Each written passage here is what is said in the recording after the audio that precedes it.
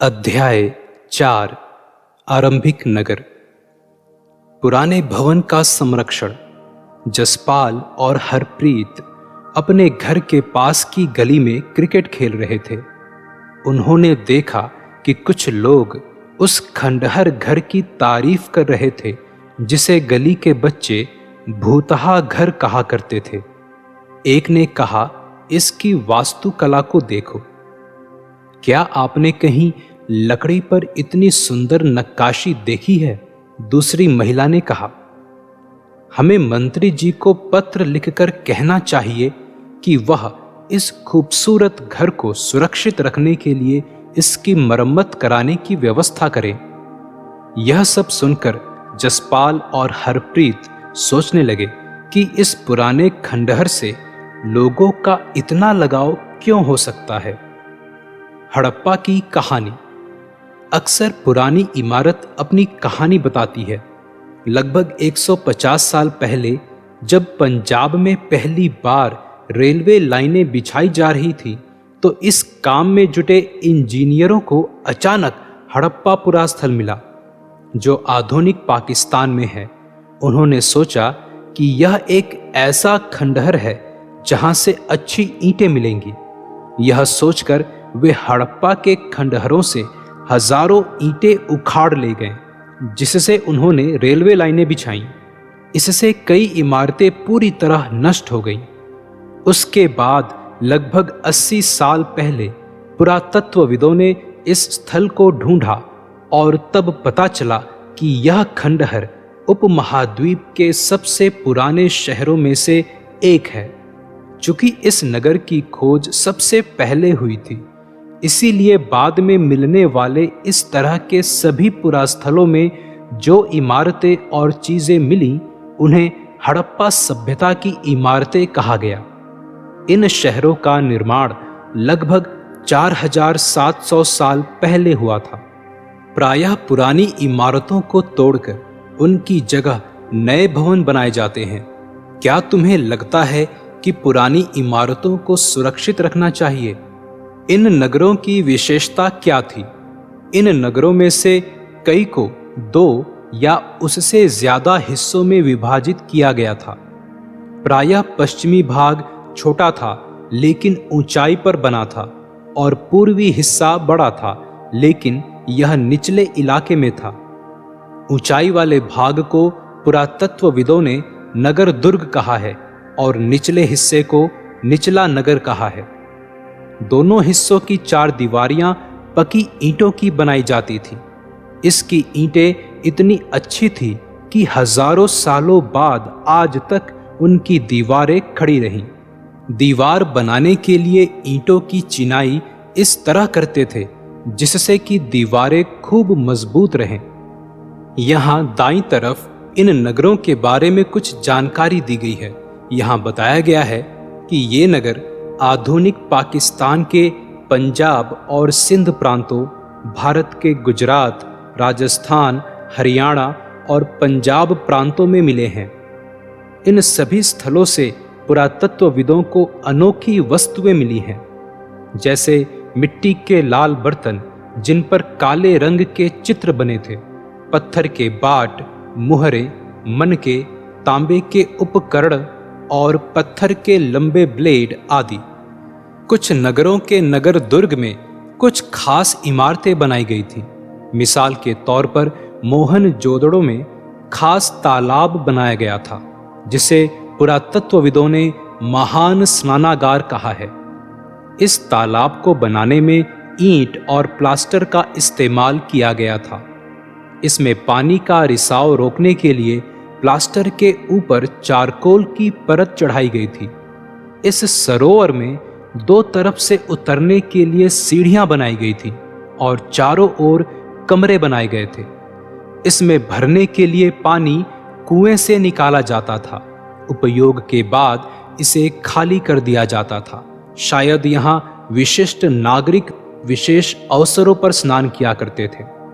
कालीबंगा और लोथल जैसे अन्य नगरों में अग्नि कुंड मिले हैं, जहां संभवतः यज्ञ किए जाते होंगे। हड़प्पा, मोहनजोदड़ो और लोथल जैसे कुछ नगरों में बड़े बड़े भंडार गृह मिले हैं। यहाँ दाईं तरफ एक मानचित्र दिया गया है जिसमें उपमहाद्वीप के आरंभिक नगरों को दर्शाया गया है। भवन, नाले और सड़कें। इन नगरों के घर आमतौर पर 1 या 2 मंजिले होते थे। घर के आंगन के चारों ओर कमरे बनाए जाते थे। अधिकांश घरों में एक अलग स्नान घर होता था और कुछ घरों में कुएं भी होते थे। कई नगरों में ढके हुए नाले थे। इन्हें सावधानी से सीधी लाइन में बनाया जाता था। हर नाली में हल्की ढलान होती थी ताकि पानी आसानी से बह सके। अक्सर घरों की नालियों को सड़कों की नालियों से जोड़ दिया जाता था, जो बाद में बड़े नालों में मिल जाती थी। नालों के ढके होने के कारण इनमें जगह जगह पर मेन होल बनाए गए थे, जिनके जरिए इनकी देखभाल और सफाई की जा सके। घर, नाले और सड़कों का निर्माण योजनाबद्ध तरीके से एक साथ ही किया जाता था। यहाँ पर वर्णित घरों और पिछले अध्याय में वर्णित घरों में तुम्हें क्या अंतर दिखाई देता है? कोई 2 अंतर बताओ। नगरीय जीवन। हड़प्पा के नगरों में बड़ी हलचल रहा करती होगी। यहाँ पर ऐसे लोग रहते होंगे जो नगर की खास इमारतें बनाने की योजना में जुटे रहते थे। ये संभवतः यहाँ के शासक थे। यह भी संभव है कि ये शासक लोगों को भेजकर दूर दूर से धातु, बहुमूल्य पत्थर और अन्य उपयोगी चीजें मंगवाते थे। शायद शासक लोग खूबसूरत मन को तथा सोने चांदी से बने आभूषणों जैसी कीमती चीजों को अपने पास रखते होंगे। इन नगरों में लिपिक भी होते थे जो मुहरों पर तो लिखते ही थे और शायद अन्य चीजों पर भी लिखते होंगे जो बच नहीं पाई हैं। इसके अलावा नगरों में शिल्पकार स्त्री पुरुष भी रहते थे जो अपने घरों या किसी उद्योग स्थल पर तरह तरह की चीजें बनाते होंगे। लोग लंबी यात्राएं भी करते थे और वहां से उपयोगी वस्तुएं लाते थे और साथ ही लाते थे सुदूर देशों की किस्से कहानियां। मिट्टी से बने कई खिलौने भी मिले हैं जिनसे बच्चे खेलते होंगे। नगर में रहने वाले लोगों की एक सूची बनाओ। क्या इनमें से कुछ ऐसे लोग हैं जो मेहरगढ़ जैसे गांवों में रहते थे? यहाँ कुछ चित्र दर्शाए गए हैं। सबसे ऊपर की ओर मोहनजोदड़ो की एक सड़क और उसमें बने नाले को दर्शाया गया है। उसके नीचे एक कुएं का चित्र है।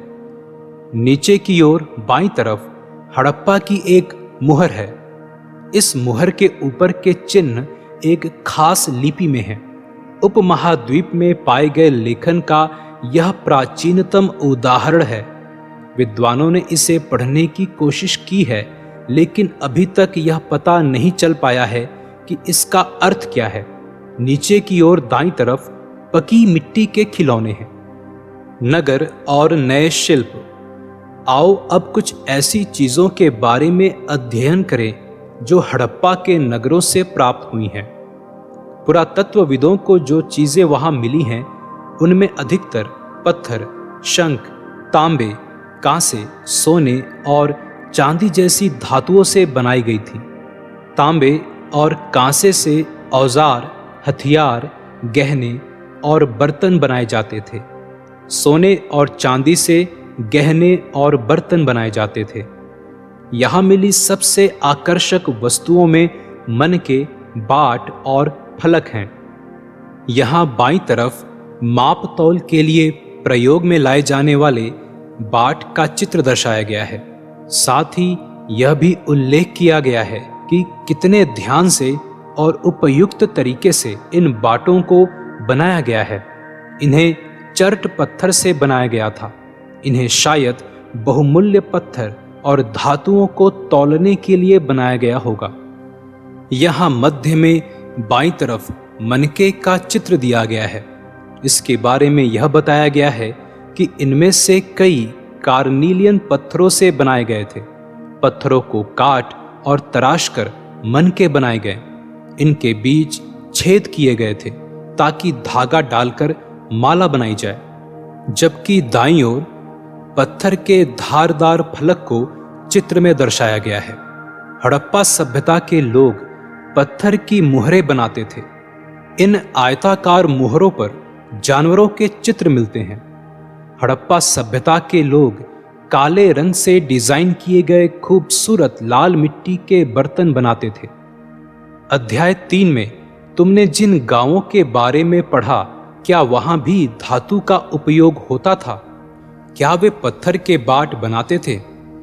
संभवतः 7000 साल पहले मेहरगढ़ में कपास की खेती होती थी। मोहनजोदड़ो से कपड़े के टुकड़ों के अवशेष, चांदी के एक फूलदान के ढक्कन तथा कुछ अन्य तांबे की वस्तुओं से चिपके हुए मिले हैं। पकी मिट्टी तथा फेयंस से बनी तकलियां सूत कताई का संकेत देती हैं। यहाँ दाईं ओर एक व्यक्ति का चित्र बना है, जिसके बारे में यह बताया गया है कि यह एक महत्वपूर्ण व्यक्ति की पत्थर से बनी मूर्ति है जो मोहनजोदड़ो से मिली थी। इसमें इस व्यक्ति को कढ़ाईदार वस्त्र पहने दिखाया गया है। इनमें से अधिकांश वस्तुओं का निर्माण विशेषज्ञों ने किया था। विशेषज्ञ उसे कहते हैं जो किसी खास चीज को बनाने के लिए खास प्रशिक्षण लेता है, जैसे पत्थर तराशना, मन के चमकाना या फिर मुहरों पर पच्चीकारी करना आदि। पृष्ठ 36 पर चित्र देखो कि मूर्ति का चेहरा कितने आकर्षक ढंग से बनाया गया और उसकी दाढ़ी कितनी अच्छी तरह दर्शाई गई है। यह किसी विशेषज्ञ मूर्तिकार का ही काम हो सकता है। हर व्यक्ति विशेषज्ञ नहीं हो सकता था। हमें यह पता नहीं है कि क्या सिर्फ पुरुष ही ऐसे कामों में प्रशिक्षण हासिल करते थे या फिर केवल महिलाएं ही। शायद कुछ महिलाएं और पुरुष दोनों ही इस काम में दक्ष थे। फेयंस, पत्थर और शंख प्राकृतिक तौर पर पाए जाते हैं, लेकिन फेयंस को कृत्रिम रूप से तैयार किया जाता है। बालू या स्फटिक पत्थरों के चूर्ण को गोंद में मिलाकर उनसे वस्तुएं बनाई जाती थी। उसके बाद इन वस्तुओं पर एक चिकनी परत चढ़ाई जाती थी। इस चिकनी परत के रंग प्रायः नीले या हल्के समुद्री हरे होते थे। फेयंस से मन के चूड़ियां, बाले और छोटे बर्तन बनाए जाते थे। कच्चे माल की खोज में, कच्चा माल उन पदार्थों को कहते हैं जो या तो प्राकृतिक रूप से मिलते हैं या फिर किसान या पशुपालक उनका उत्पादन करते हैं, जैसे लकड़ी या धातुओं के अयस्क प्राकृतिक रूप से उपलब्ध कच्चे माल हैं। इनसे फिर कई तरह की चीजें बनाई जाती हैं। मिसाल के तौर पर किसानों द्वारा पैदा किए गए कपास को कच्चा माल कहते हैं, जिससे बाद में कताई बुनाई करके कपड़ा तैयार किया जाता है। हड़प्पा में लोगों को कई चीजें वहीं मिलती थीं, लेकिन तांबा, लोहा, सोना, चांदी और बहुमूल्य पत्थरों जैसे पदार्थों का वे दूर दूर से आयात करते थे। हड़प्पा के लोग तांबे का आयात संभवतः आज के राजस्थान से करते थे। यहाँ तक कि पश्चिम एशियाई देश ओमान से भी तांबे का आयात किया जाता था। कांसा बनाने के लिए तांबे के साथ मिलाई जाने वाली धातु टिन का आयात आधुनिक ईरान और अफगानिस्तान से किया जाता था। सोने का आयात आधुनिक कर्नाटक और बहुमूल्य पत्थर का आयात गुजरात, ईरान और अफगानिस्तान से किया जाता था। यहाँ बाईं तरफ एक खिलौने का चित्र दिया गया है। साथ ही यह पूछा गया है कि चीजों को एक जगह से दूसरी जगह कैसे ले जाया जाता था। इन चित्रों को देखो, एक खिलौना है और दूसरी एक मुहर जिसका चित्र दाईं तरफ है। क्या तुम बता सकते हो कि हड़प्पा के लोग यातायात के लिए किन साधनों का प्रयोग करते थे? पिछले अध्यायों में क्या तुमको पहिए वाले वाहनों की जानकारी दी गई है? नगरों में रहने वालों के लिए भोजन। लोग नगरों के अलावा गांवों में भी रहते थे। वे अनाज उगाते थे और जानवर पालते थे। किसान और चरवाहे भी शहरों में रहने वाले शासकों, लेखकों और दस्तकारों को खाने के सामान देते थे। पौधों के अवशेषों से पता चलता है कि हड़प्पा के लोग गेहूं, जौ, दालें, मटर, धान, तिल और सरसों उगाते थे। जमीन की जुताई के लिए हल का प्रयोग एक नई बात थी। हड़प्पा काल के हल तो नहीं बच पाए हैं क्योंकि वे प्रायः लकड़ी से बनाए जाते थे, लेकिन हल के आकार के खिलौने मिले हैं। इस क्षेत्र में बारिश कम होती है, इसलिए सिंचाई के लिए लोगों ने कुछ तरीके अपनाए होंगे। संभवतः पानी का संचय किया जाता होगा और जरूरत पड़ने पर उससे फसलों की सिंचाई की जाती होगी। यहाँ बाईं तरफ हल का चित्र दिया गया है, जो कि बच्चों का एक खिलौना है। साथ ही यह बताया गया है कि आज हल चलाने वाले ज्यादातर किसान पुरुष होते हैं, परंतु हमें ज्ञात नहीं है कि क्या हड़प्पा में भी यही प्रथा थी।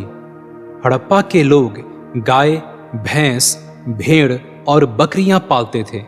बस्तियों के आसपास तालाब और चारागाह होते थे, लेकिन सूखे महीनों में मवेशियों के झुंडों को चारा पानी की तलाश में दूर दूर तक ले जाया जाता था। वे बेर जैसे फलों को इकट्ठा करते थे, मछलियां पकड़ते थे और हिरण जैसे जानवरों का शिकार भी करते थे। गुजरात में हड़प्पा कालीन नगर का सूक्ष्म निरीक्षण। कच्छ के इलाके में खदिर बेत के किनारे धौलावीरा नगर बसा था। वहां साफ पानी मिलता था और जमीन उपजाऊ थी। जहां हड़प्पा सभ्यता के कई नगर 2 भागों में विभक्त थे, वहीं धौलावीरा नगर को 3 भागों में बांटा गया था। इसके हर हिस्से के चारों ओर पत्थर की ऊंची ऊंची दीवार बनाई गई थी। इसके अंदर जाने के लिए बड़े बड़े प्रवेश द्वार थे। इस नगर में एक खुला मैदान भी था, जहां सार्वजनिक कार्यक्रम आयोजित किए जाते थे। यहाँ मिले कुछ अवशेषों में हड़प्पा लिपि के बड़े बड़े अक्षरों को पत्थरों में खुदा पाया गया है। इन अभिलेखों को संभवतः लकड़ी में जड़ा गया था। यह एक अनोखा अवशेष है, क्योंकि आमतौर पर हड़प्पा के लेख मुहर जैसी छोटी वस्तुओं पर पाए जाते हैं। गुजरात की खंबात की खाड़ी में मिलने वाली साबरमती की एक उपनदी के किनारे बसा लोथल नगर ऐसे स्थान पर बसा था जहां कीमती पत्थर जैसा कच्चा माल आसानी से मिल जाता था। यह पत्थरों, शंखों और धातुओं से बनाई गई चीजों का एक महत्वपूर्ण केंद्र था। इस नगर में एक भंडार गृह भी था। इस भंडार गृह से कई मुहरें और मुद्रांकन या मुहरबंदी अर्थात गीली मिट्टी पर दबाने से बनी उनकी छाप मिले हैं। यहाँ नीचे की ओर लोथल के बंदरगाह का चित्र दर्शाया गया है।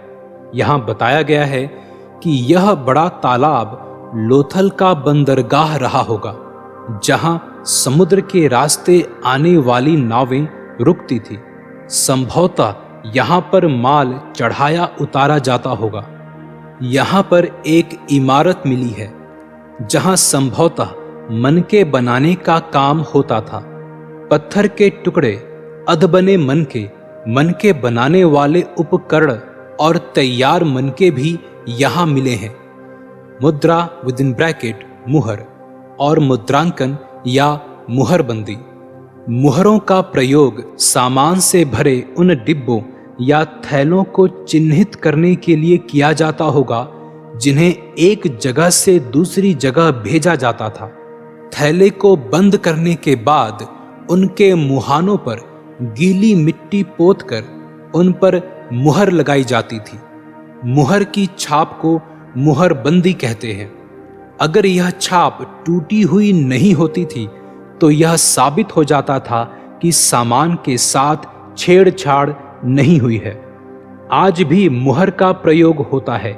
पता लगाओ कि मुहरों का उपयोग किस लिए किया जाता है। सभ्यता के अंत का रहस्य लगभग 3900 साल पहले एक बड़ा बदलाव देखने को मिलता है। अचानक लोगों ने इन नगरों को छोड़ दिया। लेखन, मुहर और बाटों का प्रयोग बंद हो गया। दूर दूर से कच्चे माल का आयात काफी कम हो गया। मोहनजोदड़ो में सड़कों पर कचरे के ढेर बनने लगे। जल निकास प्रणाली नष्ट हो गई और सड़कों पर ही झुग्गीनुमा घर बनाए जाने लगे। यह सब क्यों हुआ, कुछ पता नहीं। कुछ विद्वानों का कहना है कि नदियां सूख गई थीं। अन्य का कहना है कि जंगलों का विनाश हो गया था। इसका कारण यह हो सकता है कि ईंटें पकाने के लिए ईंधन की जरूरत पड़ती थी। इसके अलावा मवेशियों के बड़े बड़े झुंडों से चारागाह और घास वाले मैदान समाप्त हो गए होंगे। कुछ इलाकों में बाढ़ आ गई, लेकिन इन कारणों से यह स्पष्ट नहीं हो पाता है कि सभी नगरों का अंत कैसे हो गया, क्योंकि बाढ़ और नदियों के सूखने का असर कुछ ही इलाकों में हुआ होगा। ऐसा लगता है कि शासकों का नियंत्रण समाप्त हो गया। जो भी हुआ हो, परिवर्तन का असर बिल्कुल साफ दिखाई देता है। आधुनिक पाकिस्तान के सिंध और पंजाब की बस्तियां उजड़ गई थीं। कई लोग पूर्व और दक्षिण के इलाकों में नई और छोटी बस्तियों में जाकर बस गए। इसके लगभग 1400 साल बाद नए नगरों का विकास हुआ। इनके बारे में तुम अध्याय 6 और 9 में पढ़ोगे। अन्यत्र अपने एटलस में मिस्र ढूंढो। नील नदी के आसपास वाले इलाकों को छोड़कर मिस्र का अधिकांश भाग रेगिस्तान है। लगभग 5000 साल पहले मिस्र में शासन करने वाले राजाओं ने सोना, चांदी, हाथी दांत, लकड़ी और हीरे जवाहरात लाने के लिए अपनी सेनाएं दूर दूर तक भेजी। इन्होंने बड़े बड़े मकबरे बनवाए, जिन्हें पिरामिड के नाम से जाना जाता है। राजाओं के मरने पर उनके शवों को इन्हीं पिरामिडों में दफनाकर सुरक्षित रखा जाता था। इन शवों को ममी कहा जाता है। उनके शवों के साथ और भी अनेक चीजें दफनाई जाती थी। इनमें खाद्यान्न, पेय, वस्त्र, गहने, बर्तन, वाद्य यंत्र, हथियार और जानवर शामिल हैं। कभी कभी शव के साथ उनके सेवक और सेविकाओं को भी दफना दिया जाता था। दुनिया के इतिहास में शवों को दफनाने की परंपरा को देखते हुए मिस्र में सबसे ज्यादा धन दौलत खर्च किया जाता था। क्या तुम्हें लगता है कि मरने के बाद इन राजाओं को इन चीजों की जरूरत पड़ती होगी? कल्पना करो, तुम अपने माता पिता के साथ 4000 साल पहले लोथल से मोहनजोदड़ो की यात्रा कर रहे हो। यह बताओ कि तुम यात्रा कैसे करोगे? तुम्हारे माता पिता यात्रा के लिए अपने साथ क्या क्या ले जाएंगे और मोहनजोदड़ो में तुम क्या देखोगे? यहाँ कुछ महत्वपूर्ण तिथियां दी गई हैं। मेहरगढ़ में कपास की खेती लगभग 7000 साल पहले। नगरों का आरंभ लगभग 4700 साल पहले। हड़प्पा के नगरों के अंत की शुरुआत लगभग 3900 साल पहले। अन्य नगरों का विकास लगभग 2500 साल पहले।